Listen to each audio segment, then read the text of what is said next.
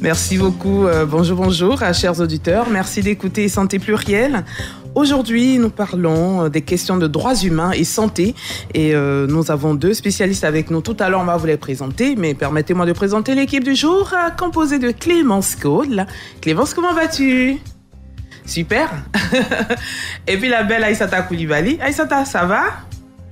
Ok, et moi je suis Bintou Sanogo. Alors tout à l'heure, dans la deuxième partie de notre émission, vous pourrez échanger avec nos spécialistes au 27 20 21 44 48, 27 20 24 27 87.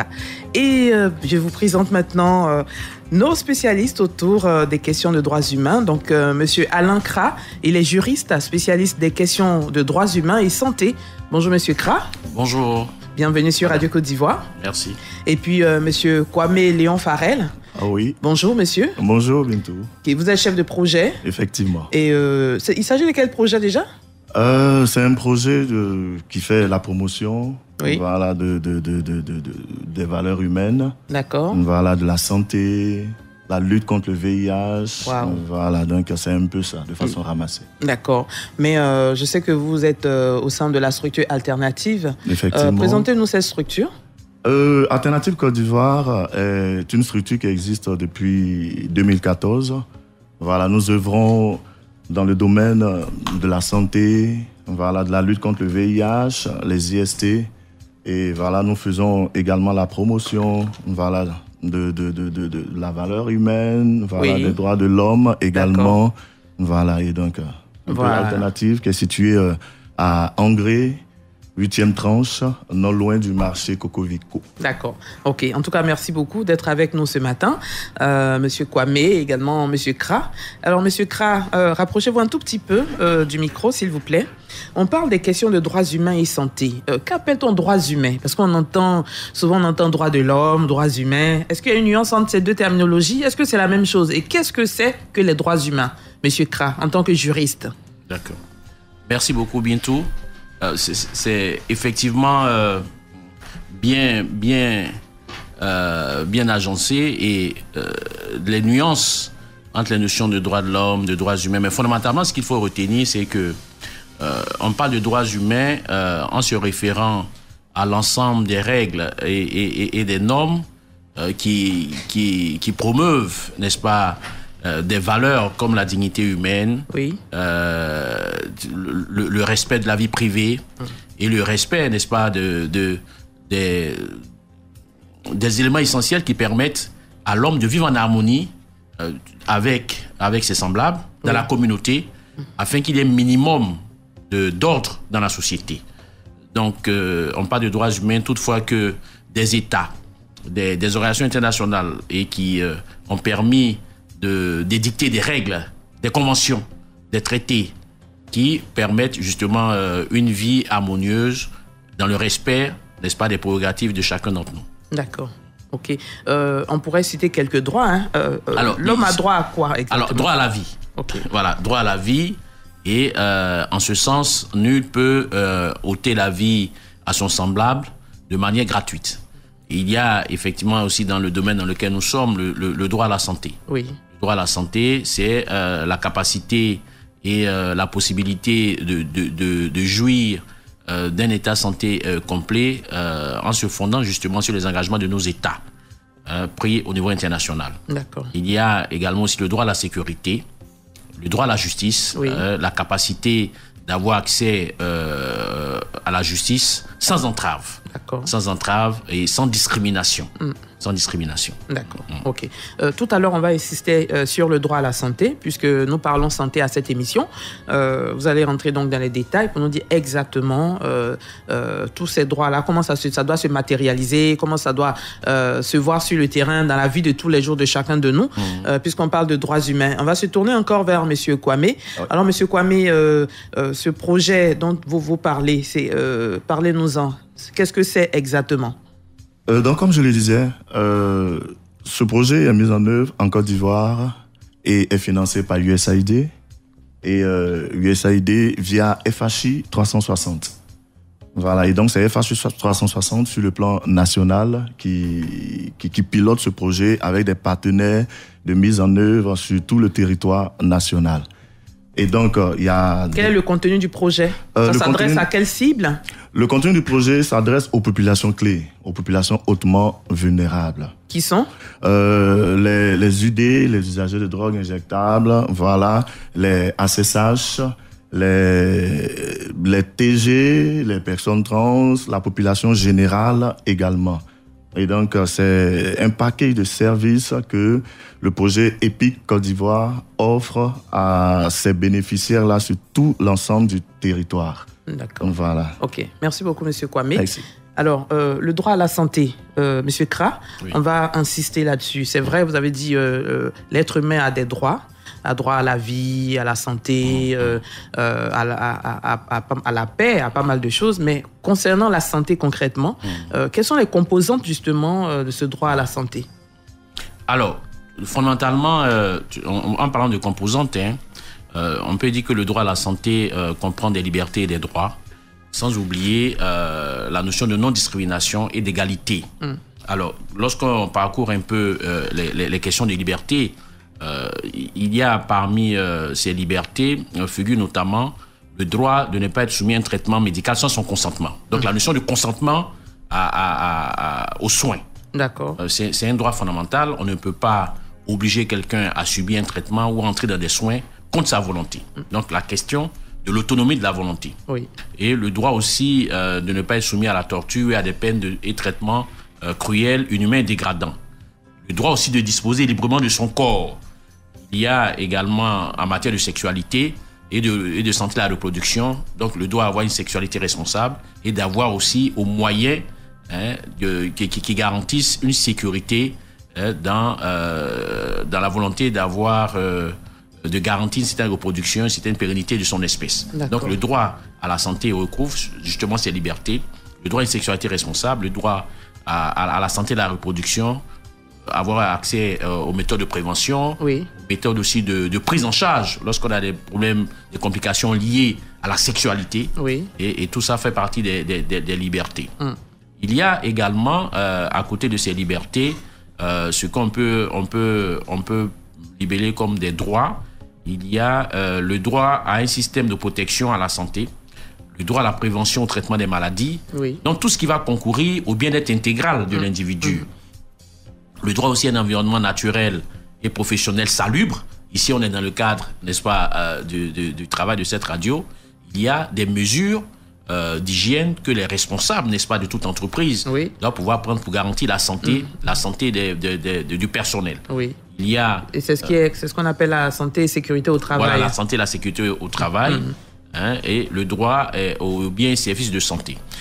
Ça suppose que, fondamentalement, lorsque on est citoyen d'un État comme la Côte d'Ivoire, il y a le principe aussi de la non-discrimination dans l'accès aux services. D'accord. Mais quel est l'état des lieux? Est-ce qu'il y a des personnes qui sont discriminées dans l'accès aux soins de service? Alors, de façon textuelle et sur le plan légal, parce que qui dit discrimination parle, n'est-ce pas, de règles ou de conditions édictées par une autorité pour empêcher l'accès à un droit d'une population ou d'une communauté spécifique. Donc, en la matière, en Côte d'Ivoire, il n'y a pas de discrimination. Il n'y a pas de discrimination à l'accès aux services de santé édictés contre une catégorie de population. D'accord. Voilà. Donc, ça, c'est vraiment le principe de base. De par la Constitution et les tests, n'est-ce pas, qui en découlent, tout citoyen ivoirien a droit à l'accès aux services de santé sans discrimination. D'accord. Sans discrimination. Par contre, une notion voisine qui est remarquée et qui fait l'objet justement de ces actions de sensibilisation que les ONG mènent, c'est les questions de stigmatisation. Et qu'est-ce que c'est que la stigmatisation? Alors, la stigmatisation, c'est le fait pour un individu, une entité, sur la base des signes, comme on le dit, qui viennent de stigma, des signes ou bien de caractère apparent, lui manifester un certain rejet. D'accord. Voilà. Donc, on n'apprécie pas quelqu'un, on a des préjugés contre une personne, on n'apprécie pas le mode de vie, ou bien le mode même de sexualité de la personne.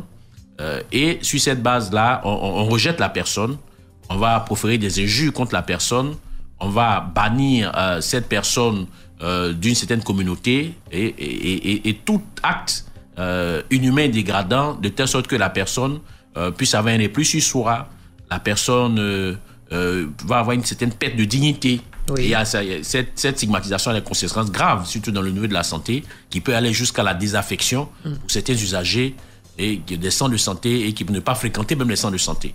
Parce qu'on leur montre du doigt, ils perdent leur humanité. Oui. Et à partir de ce moment, la stigmatisation peut être présentée comme un des freins à l'accès aux services de santé. Voilà. Et ça, c'est dommage. Hein? Alors que, comme vous l'avez dit, tout le monde a droit à la santé. C'est cela. Voilà. C'est dommage parce qu'en Côte d'Ivoire, ce qui est remarquable, c'est que les services de santé sont ouverts et sans discrimination.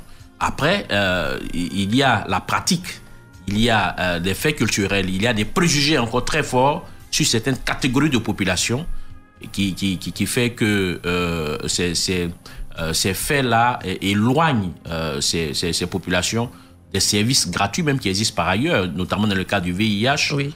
Parce que ces personnes ne veulent pas être montrées du doigt, ces personnes ne veulent pas qu'on les indigne, pour ainsi dire.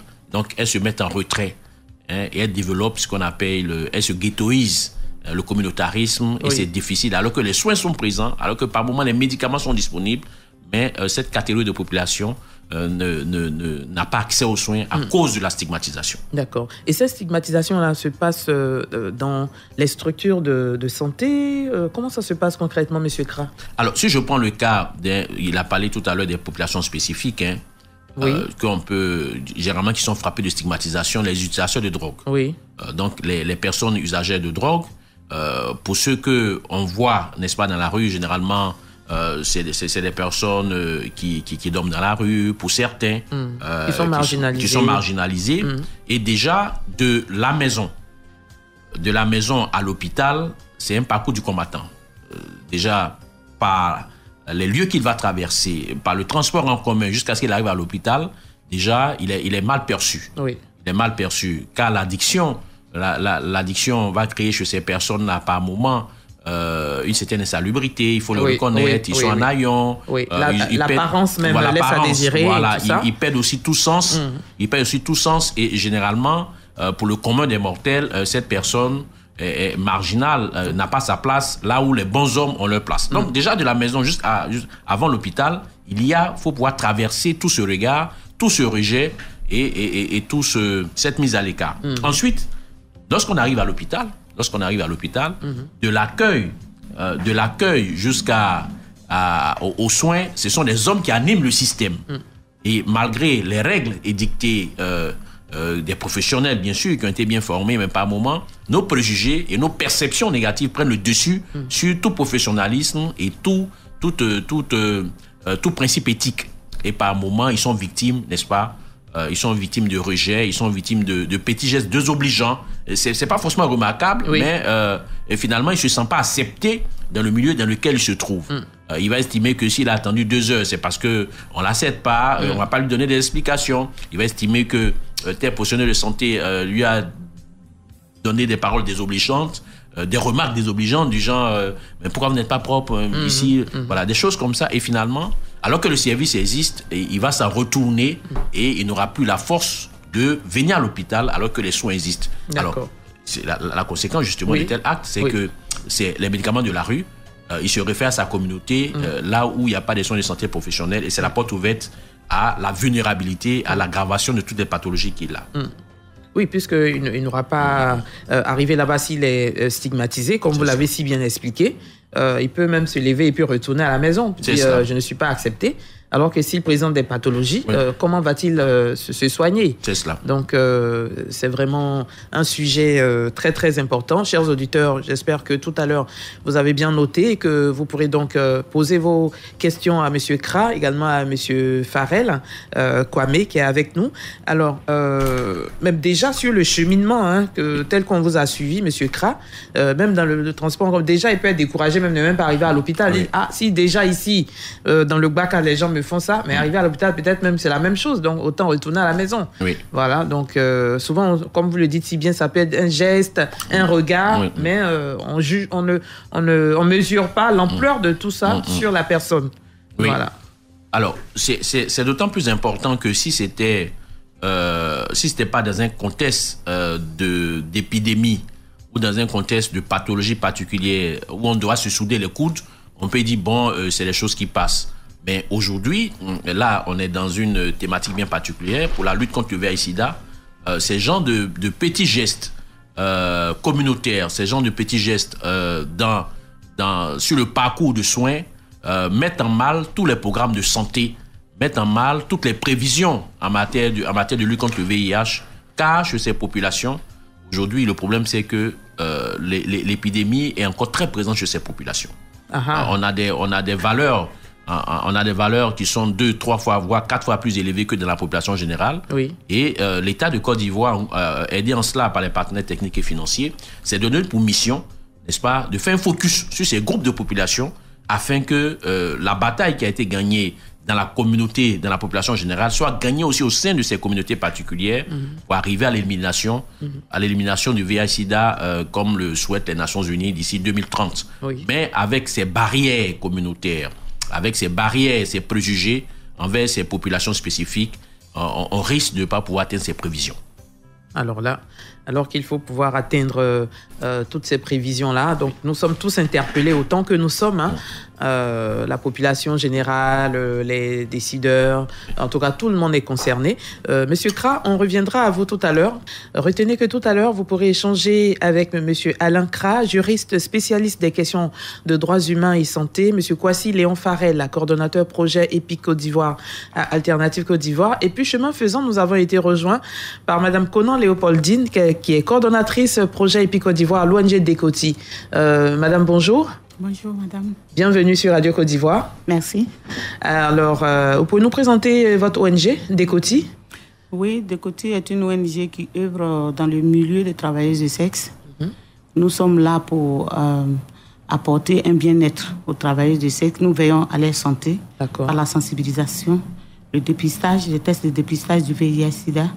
Et nous les référons quand elles sont infectées. D'accord. Nous veillons aussi au milieu de vie de ces travailleurs de sexe-là, parce que c'est des femmes qui ont des enfants, des partenaires fixes. Oui. Et nous nous intéressons aussi à leur santé. Nous faisons leur dépistage comme à leurs partenaires, et puis nous veillons à leur bien-être. À ce que les enfants aussi soient socialement acceptés. D'accord.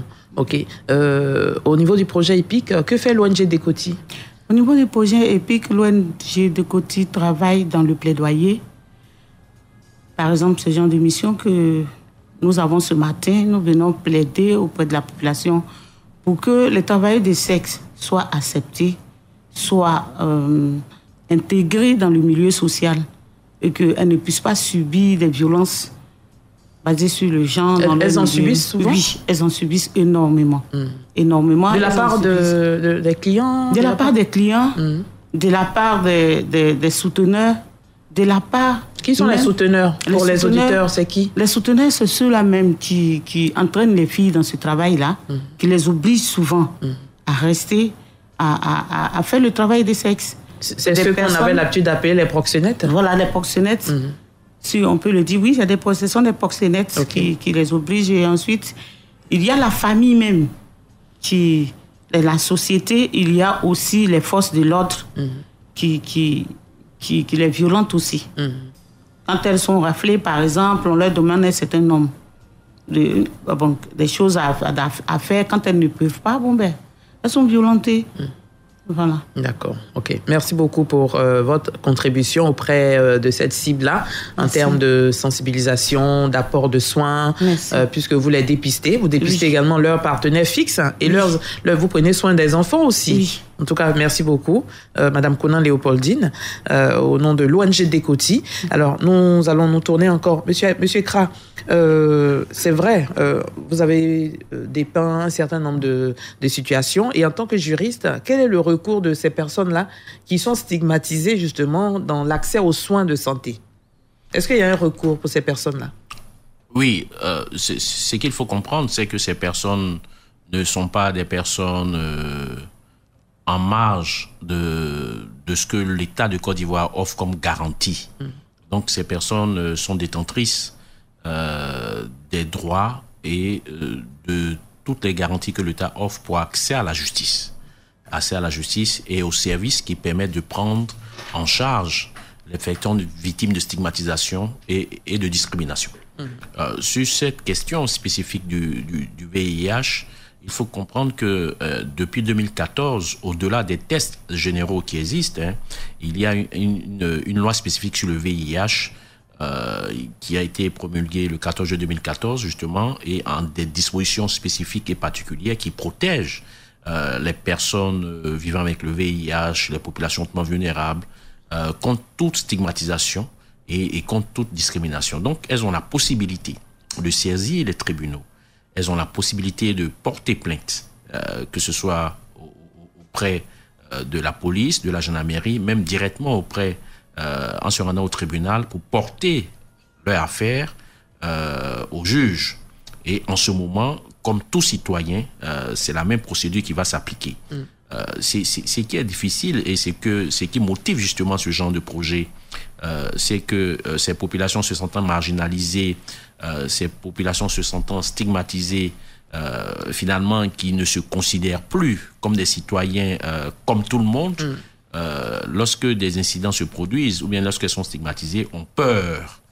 Et ont peur de saisir la justice pour te dire que est-ce que moi aussi je suis l'homme, est-ce que moi aussi on me considère, et justement est-ce qu'on va m'écouter même? Est-ce qu'on va m'écouter? Alors justement, l'un des objectifs de ce genre de projet, c'est d'éduquer ces populations spécifiques afin qu'elles connaissent leurs droits.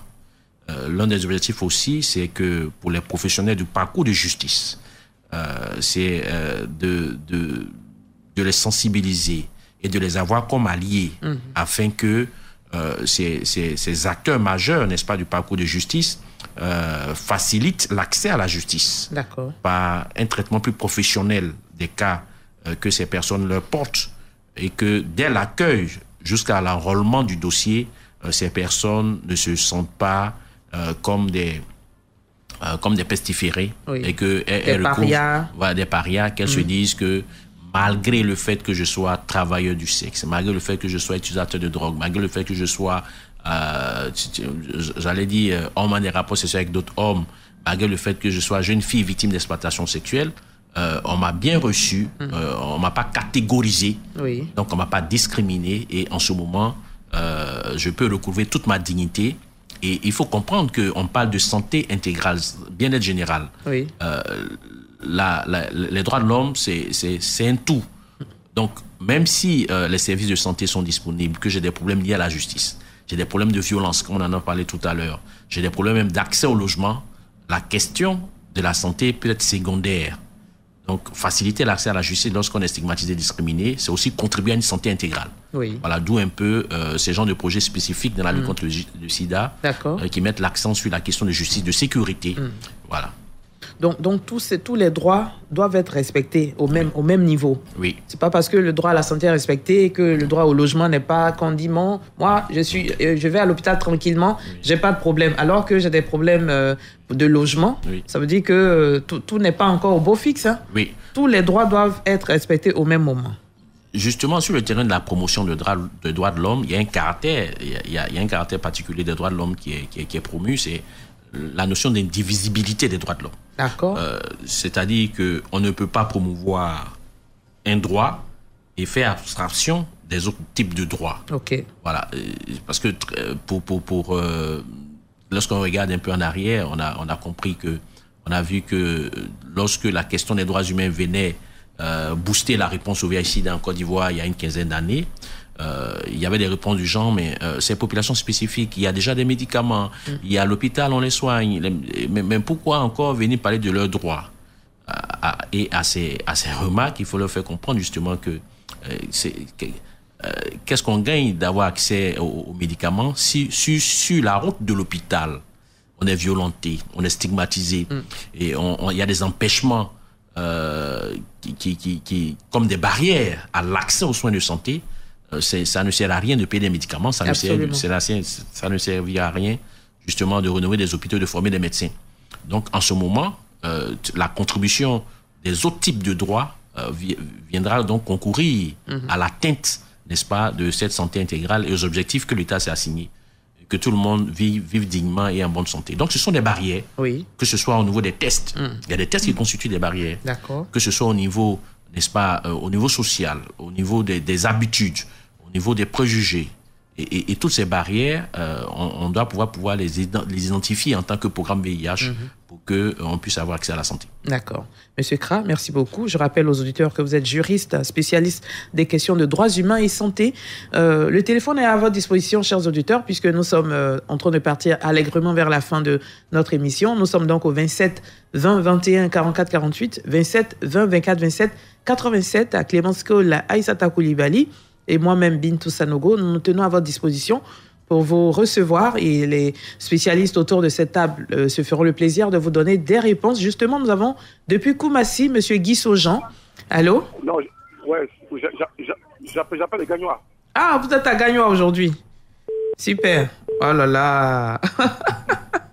Guy Saujean de Koumassi à Gagnois en ce moment. On espère qu'il va nous rappeler.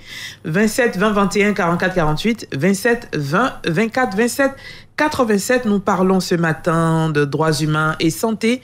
Beaucoup d'éléments importants. Nous sommes tous concernés. Ne pas stigmatiser une personne par son apparence ou bien par la manière de vivre, parce que nous sommes tous égaux. Nous devons avoir les mêmes droits. Alors, la sensibilisation doit s'adresser à qui alors? Pour que les choses changent, pour que les choses bougent. Monsieur Kra et ensuite Monsieur Farrell. Alors, il y a plusieurs niveaux de cibles à sensibiliser. Il y a effectivement d'abord les bénéficiaires des programmes.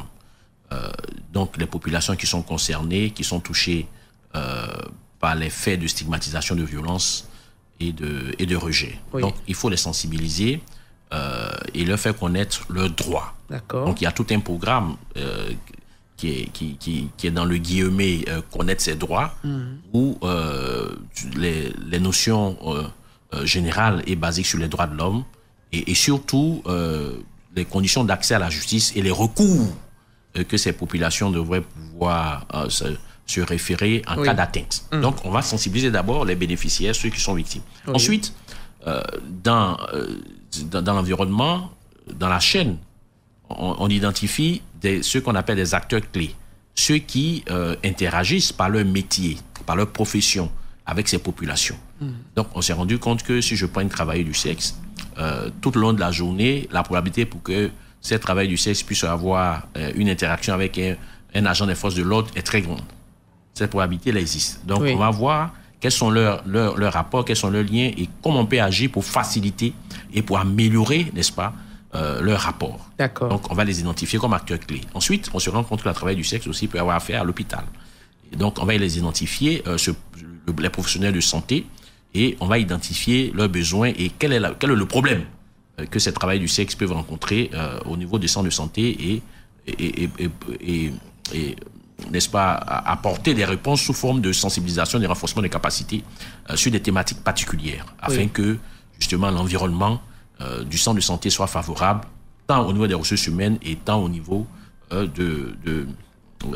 des équipements et tout cela. D'accord. Donc, ça fait déjà deux types de types. Oui. Et puis, on va identifier bien après. On se rend compte que dans la communauté, si c'est au niveau culturel ou bien au niveau religieux, que le rejet est plus présent. Donc, on va identifier, n'est-ce pas, les religieux comme acteurs clés et puis leur apporter le message de la problématique et de l'intérêt, les enjeux de la lutte contre le VIH sur le travail du sexe, par exemple, et pourquoi, quel est le rôle, n'est-ce pas, des religieux pour atteindre ces objectifs-là. Voilà un peu comment on identifie dans l'environnement d'une population cible les acteurs clés qui pourront impacter sur les programmes de santé. D'accord. Monsieur Kra, merci beaucoup. On va faire un tour de table. Pendant ce temps, chers auditeurs, je rappelle que le téléphone est ouvert. Vous êtes au 27 20 21 44 48, 27 20 24 27 87.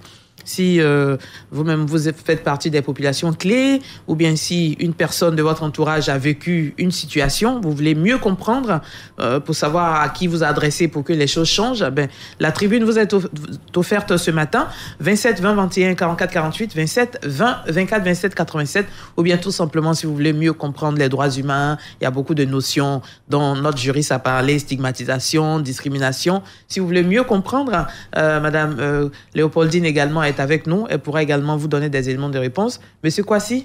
Oui. Alors, concernant la sensibilisation, puisque vous êtes chef de projet et tout, qui sont les personnes que vous voulez sensibiliser? Monsieur Kra a déjà mis le pied dans le plat. Effectivement. Un additif? Oui, comme je l'ai dit, monsieur Kra, il a déjà cité les acteurs clés, voilà, qui sont pris en charge, qui sont concernés par la sensibilisation que nous faisons. Et donc, le personnel de santé, il y a les services judiciaires également. Voilà, il faille que ces personnes soient aussi sensibilisées afin que lorsqu'il y a des cas de violence, de VBG sur ces populations-là, que ces personnes soient à mesure d'aller poser plainte et que leur plainte soit reçue et que le processus, dans ce sens, soit enclenché et que ça aille jusqu'au bout. Il y a également les religieux, comme il a dit, et les hommes en tenue également. Et donc, c'est dans ce sens-là qu'il y a plein d'actions que nous avons mis en œuvre dans le cadre du projet EPIC afin de pouvoir sensibiliser ces acteurs, ces premiers acteurs, je pourrais dire, dans la prise en charge de ces populations. Il y a le personnel de santé, il y a aussi les familles également qu'il faille vraiment sensibiliser parce que c'est des personnes qui sont au premier rang, je veux dire, dans le contact, dans le mode de vie, dans le milieu de vie de ces populations clés. Et donc, il y a des actions qu'on a commencées avec des ateliers de sensibilisation, avec les hommes en tenue, les religieux, avec la CIB, voilà. Et donc, nous allons enclencher, nous allons poursuivre, nous allons intensifier ces actions-là dans le cadre de la mise en œuvre du projet EPIC afin que la lutte contre les VBG, la stigmatisation, la discrimination et toute violation des droits de l'homme, voilà, soit vraiment, vraiment boostée et que voilà, nous puissions atteindre nos objectifs dans la prise en charge de ces populations. D'accord. Merci beaucoup, Monsieur Kwasi. Madame Conan Léopoldine? Oui, M. Kra et M. Kwasi ont déjà tout dit. Je voudrais ajouter aussi qu'il faudrait toucher les chefs communautaires. Oui. Les chefs du village, les chefs du quartier, les rois, pour que la stigmatisation soit prise en compte par ces personnes parce que dans le milieu, dans les couches sociales, lorsqu'il y a un problème, on s'adresse d'abord aux chefs, soit au chef du quartier ou au chef du village.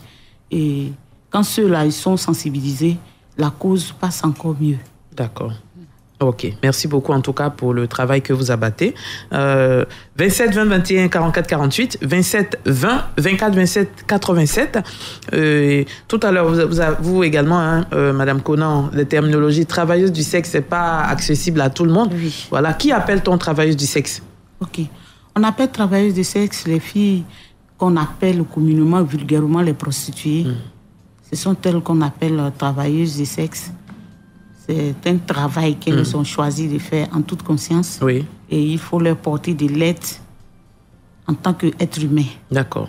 Voilà. Ok. Et quand M. Kra a parlé, vous également, vous en avez parlé, quand il y a des cas de violation comme ça, est-ce que c'est vous les accompagnez jusqu'à porter plainte ou comment ça se passe? Oui, dans les structures, il y a des personnes qu'on appelle les points focaux. Et ce sont ces personnes-là, des éducatrices de paix qui vont souvent sur le terrain, qui sont en contact avec ces filles-là. Et quand il y a un cas de VBG, on leur fait appel. Et elles vont et on réfère ces filles-là. D'abord, on les amène à consulter, à la consultation médicale. Et après, on les dirige, quand il le faut, quand c'est nécessaire, on les dirige dans les commissariats et les brigades pour qu'elles puissent porter plainte contre les auteurs de ces violences-là. D'accord. Et généralement, est-ce qu'elles sont écoutées? Est-ce que elles sont accueillies comme il se doit dans ces structures où vous les adressez? C'est pour cela, avec l'aide de FHI 360, et M. Karalin surtout, qui abat un travail à ce niveau-là, des ateliers de sensibilisation, de plaidoyer à ce sens-là sont menés. Oui. Nous avons eu tout dernièrement un atelier avec les hommes en tenue, les hommes de la défense et de la sécurité. Et nous avons eu à désigner des points focaux qui sont désormais dans certains commissariats et brigades pour accueillir ces gens de cas-là, pour que ces personnes soient écoutées et satisfaites. D'accord. Et généralement, donnez-nous un exemple, sans citer de nom ou bien... est-ce que vous avez suivi un cas jusqu'à avoir vraiment les résultats que vous souhaitiez? Oui, on a eu un cas. On ne peut pas citer de nom. Comme oui, bien sûr, bien sûr. Une TS qui a été violée. C'est-à-dire, elle a fait son contrat avec le client et puis est arrivé le lieu où le client voulait, il n'a pas respecté les termes du contrat et ça n'est suivi un viol par le côté où elle ne voulait pas. Oui. Donc, l'épée avec qui elle est en contact a été appelée, elle est partie et avec l'aide des points focaux, l'affaire est en cours, mais bien partie en tout cas. Dieu merci. OK. En tout cas, merci pour le travail que vous abattez. Nous sommes en train de partir vers la fin de notre émission. Monsieur Kra, on va terminer avec vous, mais on va déjà prendre le mot de fin. Madame Dekoti, Madame Conan Léopoldine, vous avez le micro. Alors, qu'est-ce qu'on retient ce matin? Ce matin, nous ressentons une satisfaction parce qu'être à Radio Côte d'Ivoire, c'est porter loin. Parler, et c'est la sensibilisation qui porte vraiment aux confins de la Côte d'Ivoire. Merci. Nous sommes satisfaits. Nous vous remercions de nous avoir permis de nous exprimer. En tout cas, nous sommes disponibles pour vous. Chaque fois que vous avez des informations à passer, à sensibiliser la population, nous sommes disponibles pour vous. Merci. Et nous voulons aussi dire à la population qu'il y a des ONG telles que Dekoti, Alternatives, qui sont disponibles, qui sont prêts à les accueillir, surtout la population clé, qui sont à leur écoute et qui peuvent répondre à leurs besoins. D'accord. Voilà. Merci beaucoup, Madame Conan Léopoldine, coordonnatrice projet EPIC à l'ONG Dekoti. Merci d'être venue sur Radio Côte d'Ivoire. Bonne continuation. Monsieur Kwasi, oui. Votre mot de fin? Je voudrais dans un premier temps dire merci à Radio Côte d'Ivoire. Merci. Et je voudrais aussi dire merci au REP Massi. Merci beaucoup. Voilà, grâce à sa présidente du conseil d'administration, merci. Bintou Sanogo, qui a abattu un travail énorme afin que nous puissions mettre en œuvre toutes ces émissions. Merci. Voilà. Et merci donc, je voudrais vous dire merci. Je voudrais aussi dire merci à FHI 360, qui depuis plusieurs années fait un travail remarquable en Côte d'Ivoire à l'endroit des populations clés, des populations vulnérables. Et dans la lutte contre le VIH, cette pandémie que nous voulons éradiquer d'ici 2030. Je voudrais aussi dire merci à tous les partenaires de mise en œuvre sur le projet EPIC Côte d'Ivoire, sur l'ensemble du territoire. Je pourrais citer pêle-mêle le ROPSI, le réseau des organisations des populations clés. Je pourrais citer Arc-en-Ciel, je pourrais citer plusieurs qui interviennent dans ce domaine-là afin que les populations vulnérables leurs droits soient respectés, qu'on les prenne en charge sans discrimination, sans stigmatisation, et que vraiment ce sont des personnes qui ont des droits. D'accord. Et donc voilà, merci à tous. Merci beaucoup, Monsieur Kwasi Léon Farel, coordonnateur projet EPIC Côte d'Ivoire à Alternative Côte d'Ivoire. Merci d'être venu sur Radio Côte d'Ivoire et bonne continuation pour la suite. Monsieur Alain Kra, notre juriste, spécialiste des questions de droits humains et santé. Merci beaucoup d'être venu sur Radio Côte d'Ivoire. Qu'est-ce qu'on retient en quelques secondes?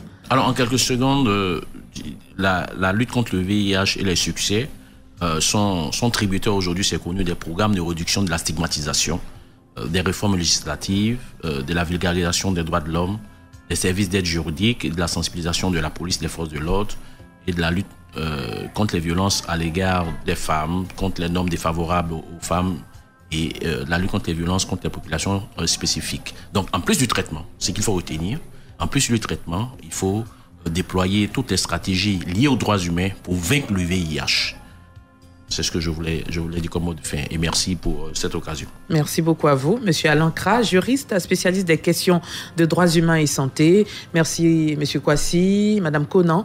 Merci à vous d'être venus sur Radio Côte d'Ivoire. Nous espérons, chers auditeurs, que vous avez bien saisi. C'est vrai qu'il y avait le côté avec les termes un peu juridiques. C'est pas vraiment accessible à tous, mais Monsieur Alain Kra a simplifié autant que faire se peut pour que le message puisse passer. Mais l'essentiel, c'est que nous sommes tous égaux. Nous avons les mêmes droits et ces droits fondamentaux fondamentaux là doivent être respectés. N'est-ce pas, monsieur Kra? Oui, voilà. Merci. Vous devez respecter le droit à la santé et ça sera important pour que les objectifs soient atteints, que tout le monde soit en bonne santé. Merci beaucoup. On vous retrouvera peut-être pour d'autres émissions sur Radio Côte d'Ivoire. Radio Côte d'Ivoire, Abidjan 88.fm.